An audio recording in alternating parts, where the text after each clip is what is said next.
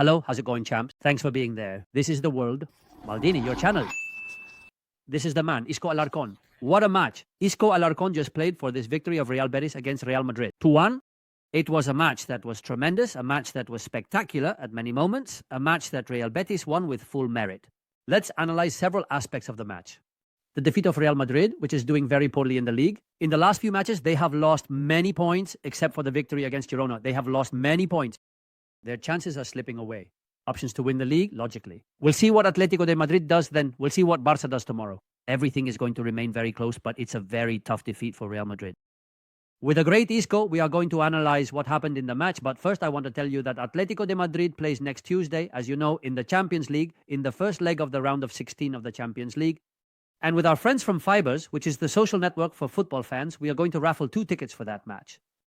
We are raffling 2 tickets for that match, Real Madrid, Atletico de Madrid, and it's as simple as follow the Fibers profile and state the exact result you want for that match. Simply by stating the exact result you want for that match, you participate in the raffle to win 2 tickets for the Real Madrid-Atletico de Madrid match next Tuesday at the Santiago Bernabeu. It's that easy, that simple. Friends of the world, Maldini, we are going all out with Fibers, which, as I said, is the social network for football fans. As for football fans, logically, it is that enjoy with Isco. Enjoy with Isco, friends of the world, Maldini, because today he gave a true recital. They are footballers who truly make the Betis crowd stand up today. In this case, because the match he played was tremendous. Isco, a great match by Isco, a great match by Real Betis. I really liked Cardoso. You will have the ratings for both teams, of course. Both for Isco, who scores the penalty here, and for Real Madrid with many problems in pressing. There will be quite a few logical criticisms of this match, of Cardoso Ancelotti, of a Real Madrid that started well. Marking Brahim, a great play by Mbappe, and the pass back from Mendy Mbappe, who did little else in the match. In fact, they ended up substituting him. Losing the match, Ancelotti replaces him with Hendrik. The substitution surprised me a lot. I don't know if he wasn't at 100%, probably not. The other day, he couldn't travel to San Sebastian, but certainly the substitution surprised me. Let's look at the starting 11, and I want to comment on quite a few things about this match, because the match logically leaves a lot. We will see it as well with our friends from Flash Score, because logically, there are some statistics that show a bit of what the match really was. Here we have the starting 11, with Adrian in goal for Real Betis, with Sabali, Barça Llorente, and Rodriguez. In defense, Ricardo Rodriguez, Cardoso, and Altimira. Great match from the double pivot, especially from Cardoso, who didn't score a goal, Jesus Rodriguez, whom I like a lot, and Tony, who truthfully participated less today. It was surely the most discreet match he has played since he arrived at Real Betis. An absolutely phenomenal Isco, a memorable match from Isco, a football recital from Isco, and then Cucho Hernandez. Up front, he had a very clear goal opportunity. The truth is, he ran a lot, moved constantly. Betis ended up physically exhausted, but they held on to the 2-1 against Real Madrid. The truth is, they almost didn't create any danger, practically didn't create any danger.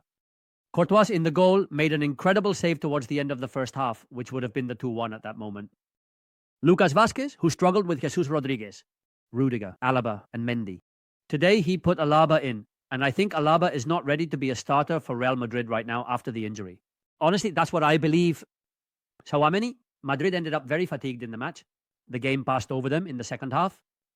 I think the fact that Madrid was a starter today indicates to me that he won't be next Tuesday against Atletico de Madrid. Brahim, and then Rodriguez, Mbappe, and Vinicius. Logically, Brahim has left inside. They set up a double pivot. Rodriguez moved throughout the attack zone. Vinicius played a frankly bad game, and Mbappe as well, logically. Mbappe too, although in the first important play of the match, there was that play by Kylian Mbappe for Brahim's goal. And it's true that Madrid started well, moving the ball quickly. That goal came, a play by Mbappe. The other day I was telling you in a Wisecut video after the last match against Girona that Mbappe, in a way, Kylian Mbappe is doing a bit of Jude Bellingham's role, who wasn't there today, logically coming back more to receive, similar to what Benzema used to do. The first play by Kylian Mbappe, well, it's true that it's a play Benzema would have signed off on.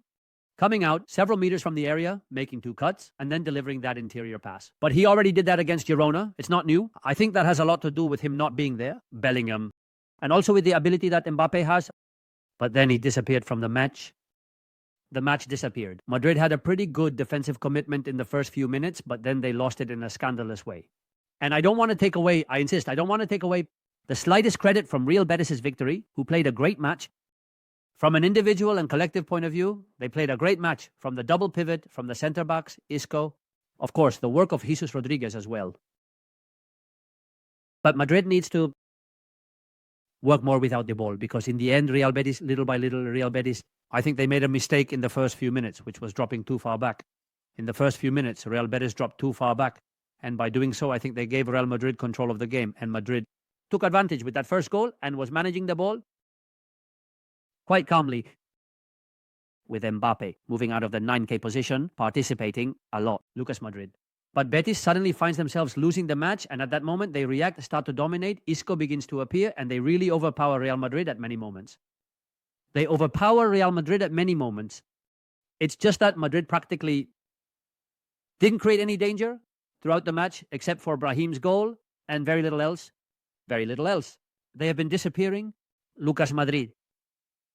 Rodriguez has tried. He had some plays in the area that could have caused damage, and the one who has been very poor was this man. It was Vinicius. Here we have him with Lucas Vázquez. Vinicius played a very bad match, a poor performance from a Vinicius who, well, there were a couple of breakthroughs. He tried a couple of times. He asked for a penalty, a play that for me was not a penalty at all. And then in the second half, he almost didn't appear. And of course, if Vinicius almost doesn't appear, Mbappe is far below his level. Brahim a little bit at the beginning, not much more. Rodriguez is the one who tried a little bit more. They didn't have Jude Bellingham. In the end, Madrid logically was left with almost nothing.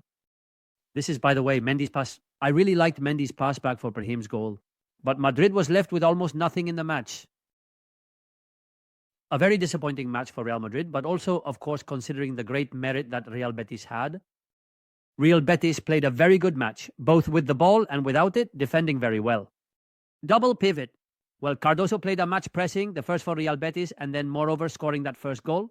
He played a sensational match. Cardoso, today, the absence, which is an important one, of Lo Celso was not felt. Here we have precisely Cardoso, the American, who played, as I said, a fantastic match. Madrid has had enormous problems with set pieces. Friends of Mundo, Maldini, enormous constant problems with set pieces throughout the entire match. And that is something that logically Madrid needs to improve. They need to improve that and also improve the defensive commitment of the players up front. There have been several plays where Betis could counterattack and no one tracked back. And there were moments when he was very angry. Cardoso Ancelotti, who will surely receive more criticism than anyone else after this defeat. But it's not just Cardoso Ancelotti's fault. Here we have Kylian Mbappe, who Madrid needed much more today. I liked it a lot. Jesus Rodriguez, who drew the penalty from Rudiger. He's a young guy. Jesus Rodriguez, I've already seen him play quite a bit.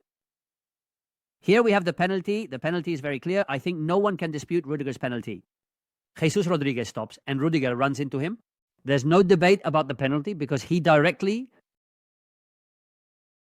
runs into him. We see here this image, which might be a bit telling of Vinicius, a bit lost in the rain. Lost in the rain, and he was really lost in the match.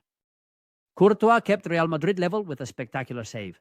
I also have to say that, for me, Courtois makes a mistake on the goal. He makes a mistake on Cardoso's goal. I think it's a ball that Courtois should have come out for. That's just how it is. Just like he did, here is Johnny Cardoso's shot. Just as he made a great save that kept it at 2-1 in the first half, then he logically can't do anything about the penalty in this play. I think he has to come out. And I think it's a mistake by Courtois because he has to come out for that ball which is headed too easily. Johnny Cardoso. In short, this is an image that can be quite significant of what the match is. Mbappe leaving, substituted, head down. Defeat for Real Madrid, great victory for Betis, who are now entering the European zone. They have a squad to be in Europe, as they are in the conference, evidently. This Real Betis Balompié. I want to finish. Then we return to the photo of Mbappe for the end, but I want to finish Friends of Mundo, Maldini, with these stats that you see from Flash Score. Because, of course, Real Madrid has shot twice on target, while Betis has attempted 18 shots, compared to 9 from Real Madrid, 3 shots on target from Betis. Nothing more, it's true, 2 from Real Madrid. The figures are very clear. Although Madrid had a little more possession, Betis won the match with total justice. And above all, I note that Real Madrid, when they conceded the second goal, there were many minutes left. And they were not able to create practically any chances. Half-clear goal chances. Practically none. A fair defeat for Real Madrid, a victory for Real Betis. Let's see what happens in Atletico de Madrid, Atletico de Bilbao, and of course, in the Barça Real Sociedad match that I will comment on tomorrow on Cope. You will have the ratings, of course, for both teams, and we'll do something more about this match tomorrow, apart from Barça, etc. A hug, bye.